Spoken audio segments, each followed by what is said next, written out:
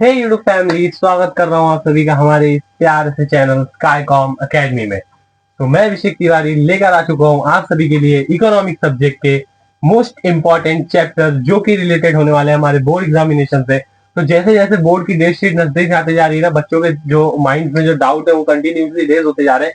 जिस तरह से हमने इकोनॉमिक्स के पिछले वीडियो में हमने इकोनॉमिक्स के कुछ इंपॉर्टेंट क्वेश्चन डिस्कस किए थे, जो कि हमारे पूरे 10 चैप्टर्स को एनालाइज करके उसके बाद हमने वो 10 क्वेश्चन निकाले थे। बट आज की इस लेक्चर वीडियो में ना हम उन चैप्टर्स को कवर करने वाले हैं जिसके अंदर ना most of the questions economics में पूछे जाते हैं। ठीक है, तो जैसे कि सर ने, अगर आपको वीडियो नहीं देखा होगा तो सर ने बताया था कि जो 20% सिलेबस होता है आपकी बुक के अंदर, वही 80% मार्क्स जो आपके कवर करता है बोर्ड एग्जामिनेशन के अंदर। ठीक वही जो चैप्टर्स हैं हमारी इस इकोनॉमिक्स के अंदर, तो यही जो 5-6 चैप्टर्स टोटल में होंगे, यही 6 चैप्टर्स आपको आपके बोर्ड एग्जाम के लिए 80% सिलेबस कवर कर देने वाले हैं। सबसे पहले हम लोग देख लेते हैं ना भाई, जो इकोनॉमिक्स के इंपॉर्टेंट चैप्टर्स है ना, ये ऐसा नहीं है कि आपको इकोनॉमिक्स के पूरे मार्क्स दिला देंगे। 80 में से 80 लाना सिर्फ इन 6-7 चैप्टर्स को पढ़ के थोड़ा सा मुश्किल होता है, क्योंकि कई बार क्वेश्चन ऐसे पूछे जाते हैं जहां 1-2 मार्क्स के अंदर, तो वहां पर थोड़ा सा डिफिकल्टीज हो जाती है बच्चों को एनालाइज करने के लिए क्वेश्चन।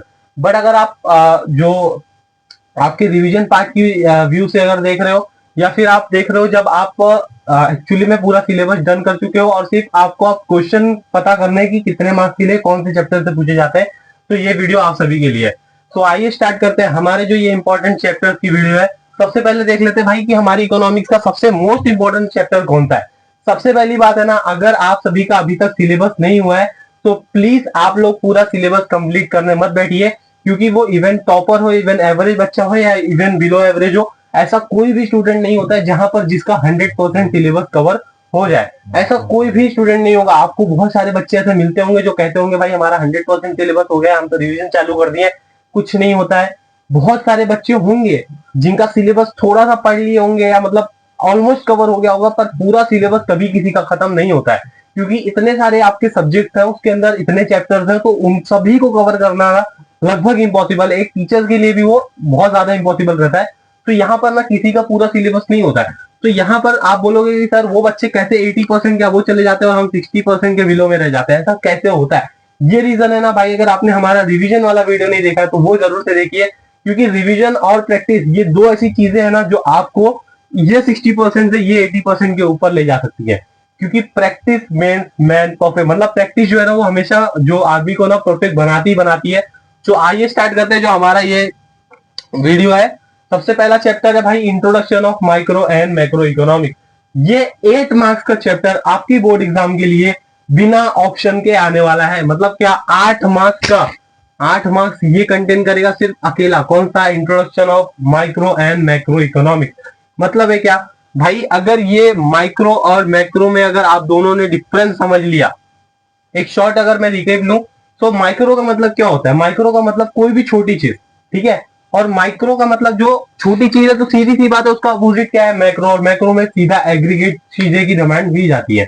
सबसे पहली बात, अगर माइक्रो वर्ड सुनाई दिया तो स्टडी ऑफ इंडिविजुअल, और मैक्रो सुनाई दिया तो स्टडी ऑफ एग्रीगेट। तो ये था हमारा introduction of micro and macro economics. यहाँ पर आपको डिफरेंस बिटवीन सबसे ज्यादा पूछा जाता है। अगर आप पास्ट ईयर के 3-4 पेपर्स को भी उठाकर देख लोगे तो वहां पर difference between in micro and macro economics अधिकतर क्वेश्चन पूछे जाते हैं। नेक्स्ट चैप्टर है भाई यूटिलिटी एनालिसिस। अगर आप सभी को ये चैप्टर नहीं आता तो मैं आप सभी को प्लीज से रेकमेंड करूंगा, हमारा ये पूरे चैप्टर की वीडियो हमारे चैनल पर पड़ी हुई है, और बहुत ही इजी वे में, बहुत ही डिटेल्स के अंदर हमने इसको पूरा कवर किया है। हो सकता है कि आप उसको 1.5x पे भी अगर आप देखना चाहोगे तो उसमें भी आप देख सकते हो। तो प्लीज से जाके वो वीडियो देख लीजिए। और यहाँ पर यह चैप्टर है ना सबसे इजी चैप्टर है आपकी टेक्स्ट बुक के अंदर, क्योंकि यहाँ पर आपको 2 से 3 ही क्वेश्चन है और एक लॉ का क्वेश्चन है। जो मैंने आप सभी को बताया, आपकी बुक में टोटल 3 लॉ के क्वेश्चन है, ठीक है। 3 ही लॉ के क्वेश्चन है, और ये 3 के तीनों इंपॉर्टेंट है सीधा सीधा आपके 8 मार्क्स वाले क्वेश्चन के लिए। जो आपको लास्ट में 16 मार्क्स का जो क्वेश्चन पूछा जाता है ना, उसी इन तीनों क्वेश्चन में से एक क्वेश्चन उसके अंदर आपको फिक्स देखने को मिलेगा। आप चाहे पास्ट 10 ईयर्स के पेपर उठाकर देख लीजिए, law of demand, law of supply and law of utility, 3 के तीनों क्वेश्चन आपको आपके जो बोर्ड एग्जाम के पेपर्स में ना वो लाइन बाय लाइन दिखने ही वाले। मतलब एक क्वेश्चन लॉ का फिक्स होता है। तो इस चैप्टर से और आपके सप्लाई वाले चैप्टर से ये 3 लॉ अगर आपने कवर कर लिए हैं तो आपका 8 मार्क्स वहां पर फिक्स हो जाता है। अब आ जाते हैं भाई नेक्स्ट चैप्टर जो कहता है डिमांड एनालिसिस। अगर आप देखें ना, demand analysis and elasticity of demand, ये दोनों एक ही चैप्टर है, बट दो में डिवाइड कर दिए, क्योंकि एक में कवर कर पाना या एक चैप्टर देखने के बाद बच्चे लोग को थोड़ा सा टेंशन आ जाता है कि यार वो लगातार उतना जो 8-10 पेज का पहले ही एक चैप्टर है, फिर 8-10 पेज का एक और हो जाएगा, तो वो 16-17 पेज देखने के बाद थोड़ा सा माइंड जो है ना वो डाइवर्ट होने लगता है। तो यहाँ पर उन्होंने दो पार्ट में डिवाइड कर दिया है, एक डिमांड एनालिसिस है, एक इलास्टिसिटी ऑफ डिमांड है। दोनों बहुत इजी चैप्टर है, लेकिन अगर मैं बोलूँ ना भाई, ये इलास्टिसिटी ऑफ डिमांड का जो चैप्टर है ना, यहाँ पर आपको ये डिमांड एनालिसिस से भी ज्यादा इजी पढ़ने वाला है। क्यों? क्योंकि इसके अंदर एक क्वेश्चन है, किसका है पता है? प्राइस इलास्टिसिटी वाला। अगर आप देखने जाओगे ना, ये प्राइस इलास्टिसिटी वाला ही क्वेश्चन रिपीट किया जाता है, इसके अंदर दूसरा कोई क्वेश्चन रिपीट होता नहीं है। मतलब दो क्वेश्चन है, एक फॉर्म्स ऑफ फंक्शन वाला है और एक ये प्राइस इलास्टिसिटी ऑफ डिमांड है। एक्चुअल में इसमें तीन ही क्वेश्चन है। सबसे पहली बात इनकम वाला है, और आपका कंजम्पशन, और ये दूसरा जो क्या बोलते हैं आपको, प्राइस वाला। मीन्स व्हाट, ये तीन ही क्वेश्चन है, तीन ही क्वेश्चन लगातार रिसीव मतलब कंटिन्यूसली पूछे जाते हैं। और सेकंड थिंग है, अगर आप इसको कंटिन्यूसली रिवाइज करते जाओगे ना, सबसे पहली बात है भाई रिवीजन। रिवीजन नहीं होगा तो आप कितना भी सिलेबस कंप्लीट कर लो, आपका कुछ फर्क पड़ने वाला नहीं। एग्जाम में जाके फिर आपको कुछ ना कुछ डिफिकल्टी होने वाली है। तो यहाँ पर देख लेते हैं भाई, ये प्राइस का जो क्वेश्चन है ना, वो अक्सर एक ही तो इस तरह से पूछा जाता है, जो कि हमारा इलास्टिसिटी ऑफ डिमांड है।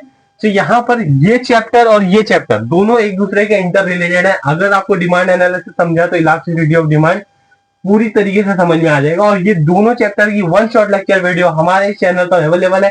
आप चाहे तो उसको 1.5x पर भी देख सकते हैं, आपको पूरा डिटेल कॉन्सेप्ट दोनों चैप्टर के रिलेटेड आपको अच्छी तरीके से समझ में आ जाएगा। और अब आ जाते हैं भाई अपने नेक्स्ट चैप्टर पे, जो कहता है सप्लाई एनालिसिस। अगर किसी चीज की डिमांड की जाएगी तभी उसकी सप्लाई होगी, इसीलिए ये डिमांड के बाद में। अगर आप देखें ना, तो आपकी टेक्स्ट बुक के अंदर ना जो सीक्वेंस बना के दिया है चैप्टरों का, ये बहुत अच्छी तरीके से बना के दिया है। सबसे पहले क्या दिया भाई? यूटिलिटी। किसी चीज की जरूरत पड़ेगी तो हम उसकी डिमांड करेंगे, और जब उसकी डिमांड करेंगे तो उसका क्या होगा? सप्लाई होगा। तो यहाँ पर जो स्ट्रक्चर बना के दिया ना, जिस तरीके से, जैसे यूटिलिटी, फिर डिमांड, फिर इलास्टिसिटी ऑफ डिमांड, और उसके बाद सप्लाई एनालिसिस। फिर आ जाते हैं नेक्स्ट क्वेश्चन। अब आप बोलोगे सर कि यहाँ पर हमने फिफ्थ चैप्टर जो मिस कर दिया। मैंने आप सभी को बोला ना कि ये सभी इंपॉर्टेंट चैप्टर्स है जहां पर आपको मैक्सिमम क्वेश्चन पूछे जाते हैं। अगर आपने ये यहाँ तक के चैप्टर्स, यानी 1, 2, 3, 6 चैप्टर्स भी अगर आपने सही तरीके से कर लिए ना, तो यहाँ पर आपको आपका पूरा पेपर अटेम्प्ट कर सकते हो आप। मतलब क्या, वहां पर आपके एक भी क्वेश्चन मिस नहीं होंगे। हो सकता है कि आप ऑब्जेक्टिव में कहीं ना कहीं फंसो, क्योंकि ऑब्जेक्टिव में इन्हीं सब चैप्टर्स को करके जाना थोड़ा सा नासमझी वाली चीज होगी, क्योंकि ऑब्जेक्टिव्स आपको सभी के पढ़ने हैं। जैसे कि मैंने आप सभी को बताया था कि 21 सेट का, तो 21 सेट के अंदर आपको सब जो ऑब्जेक्टिव्स है ना, वो लाइन बाय लाइन दिए होते हैं। मैंने आपको बोला ना, उसका स्ट्रक्चर, जो स्ट्रक्चर पैटर्न है ना, वो पूरी बोर्ड तरीके से। तो वहां पर प्लीज उसको एक बार एनालिसिस करके देखिए कि किस तरह के क्वेश्चन कितने मार्क्स के लिए आते हैं। भाई यहाँ पर जो सीधा हम आ जाते हैं अपने 8th चैप्टर पे, जो कहता है पब्लिक फाइनेंस इन इंडिया। ठीक है, अगर आप देखने जाए तो पब्लिक फाइनेंस इन इंडिया में एक ही जो बहुत इंपॉर्टेंट क्वेश्चन है, वो जो है पब्लिक एक्सपेंडिचर ग्रोथ वाला, टूवर्ड्स द गवर्नमेंट। वो क्वेश्चन बहुत ज्यादा इंपॉर्टेंट है। जो आपका पब्लिक का जो एक्सपेंडिचर है वो गवर्नमेंट के द्वारा कंटिन्यूसली क्यों बढ़ा जा रहा है, वो आप सभी को पता चल जाएगा उसके अंदर। और अगर आप सभी को इन सब चैप्टर्स के इंपॉर्टेंट क्वेश्चन देखने हैं, तो वो भी वीडियो हमारे चैनल पर अवेलेबल है।